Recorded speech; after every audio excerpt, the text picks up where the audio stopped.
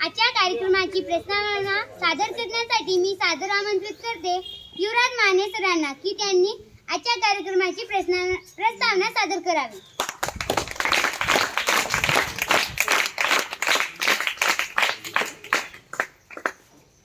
आजच्या या कार्यक्रमामध्ये उपस्थित असलेले आमच्या शाळेचे मुख्याध्यापक डी.के. कुलकर्णी सर, त्याचप्रमाणे या कार्यक्रमासाठी उपस्थित असलेले या गावच्या प्रथम नागरिक नीलाताई आडे यांचे प्रतिनिधित्व करणारे सन्माननीय विकासभाऊ आडे, त्याचप्रमाणे या कार्यक्रमाला उपस्थित असलेले खऱ्या अर्थाने आजच्या कार्यक्रमाचे मुख्य अतिथी या शाळेचे माजी विद्यार्थी सर्व, या सर्वांच्या उपस्थितीमध्ये सोबतच माझ्या शाळेचे सर्व सहकारी, या शाळेतील सर्व मंत्रिमंडळ, सर्व विद्यार्थी, या सर्वांच्या उपस्थितीत हा कार्यक्रम संपन्न होत आहे।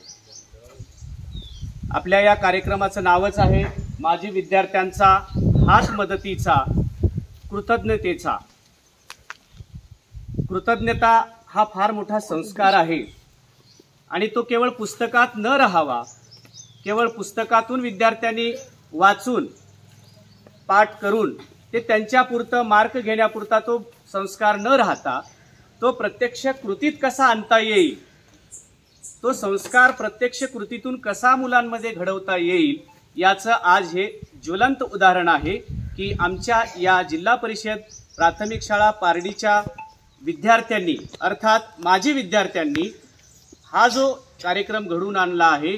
खऱ्या अर्थाने आम्ही सर्वजण त्यांची कृतज्ञता व्यक्त करतो की त्यांनी आमच्या शाळेतील आमच्या सर्व या लेकरांसाठी जो मदतीचा हात आज देऊ केला आहे, ही खऱ्या अर्थाने फार मोठी उपलब्धी म्हणावी लागेल।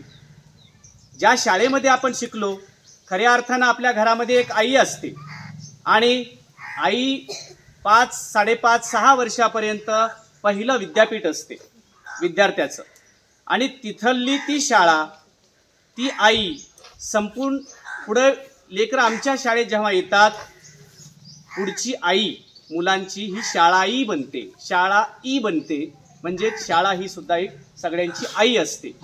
मग ह्या आईच्या सानिध्यात पुढील 7 वर्ष म्हणजे तुमच्या आयुष्याची पायाभरणी, म्हणजे इमारत जेव्हा पक्की मजबूत खूप सारे इमले बांधायचे असतात तेव्हा त्याचा पाया फार मजबूत असावा लागतो।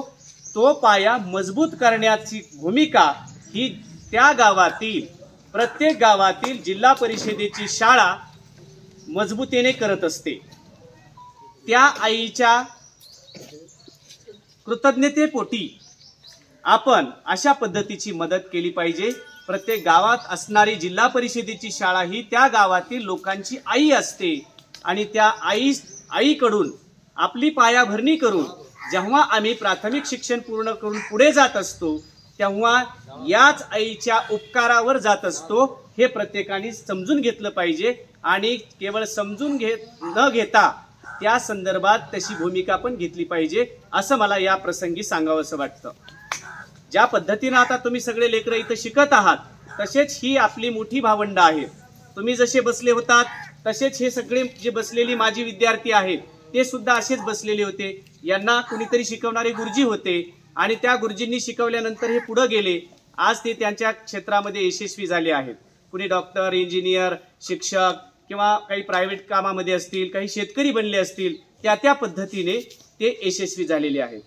मग आपण यशस्वी झालो कशामुळे झालो, तर त्यांनी आपल्या जमिनीकडे पाहिलं, मागच्या भूतकाळाकडे पाहिलं। Doctor B.R. आंबेडकर म्हणतात, ज्यांना भूतकाळ माहीत नाही, जे भूतकाळ विसरतात, ज्यांना इतिहास माहीत नाही, ते इतिहास घडवू शकत नाही। तसं यांनी आपला भूतकाळ लक्षात ठेवलाय, त्यांनी आपला इतिहास लक्षात ठेवलाय आणि त्या माध्यमातूनच आज हे या ठिकाणी तुमच्या सर्व विद्यार्थ्यांसाठी वही असेल, पेन असेल, कंपास पेटी असेल, हे काही ना काही तुम्हाला देण्यासाठी आले आहेत। याची किंमत आपल्याला पैशात करता येत नाही किंवा मी शब्दातही व्यक्त करू शकत नाही। हा संस्कार या मुलांसाठी पुढील इतिहासासाठी कायमस्वरूपी इतिहासात नोंद केली गेली आहे। मागच्या अगदी शाळा सुरू होतानाच तुम्ही आमच्या शाळेला एक झेरॉक्स मशीन दिली, तोही आम्ही सगळ्या विद्यार्थ्यांनी आठवणीत ठेवलंय. त्यावेळेस सन्माननीय शिक्षण अधिकारी आले होते आणि शिक्षण अधिकाऱ्यांच्या हस्ते ती आम्ही मुख्याध्यापकांकडे सुपूर्द केली होती. ती मदत, आजची मदत आणि याच्या पुढेही पलीकडे जाऊन मी आपणास विनंती करू इच्छितो की केवळ ही मदत देऊन तुम्ही मोकळे होऊन हात वर न करता, काय आपल्या आईला कोणी विसरतं का? आहे की नाही? एकदा आपण आईला काही थोडीफार मदत केली पुन्हा आपण कायमची विसरतो का? तर असं न करता ही शाळा तुमची आई आहे आणि या आईला तुम्ही न विसरता या आईसाठी, शाळासाठी जे जे काही करता येईल भविष्यात त्या त्यावेळी तुम्ही उपलब्ध असावेत. शाळेसाठी ज्या गोष्टी कराव्याशा वाटतात त्या सगळ्या तुम्ही मोठ्या मनाने आम्हाला सांगायला हव्यात आणि तुमच्या ज्या काही भूमिका असतील त्या सुद्धा आम्ही सर्व मुख्याध्यापक, शिक्षक राबवायला तयार आहोत. कारण ही तुमची आई आहे, ही तुमची संपत्ती आहे, हे गाव तुमचं आहे, ही शाळा तुमची आहे. आणि फक्त काही कालावधीसाठी तुमच्या लेकरांसाठी येतो आणि तुमच्याच लेकरांना ह्या गोष्टी सगळ्या करत असतो. म्हणून आजच्या या प्रस्तावनेतून मला आपल्या सर्वांशी विनंती, वजा कृतज्ञता व्यक्त करायची आहे की हा जो संस्कार आहे ही असाच संस्कार तुम्ही येणाऱ्या कालावधीमध्ये सातत्यानं करत राहावा, ही आमच्या मुख्याध्यापक आणि सर्व शिक्षक विद्यार्थ्यांच्या वतीने पुनश्च एकदा आपल्या सर्वांचे आभार व्यक्त करतो आणि आपण केलेल्या या मदतीचा आम्ही सदैव ऋणी असू हा शब्द देतो आणि मी या ठिकाणी थांबतो.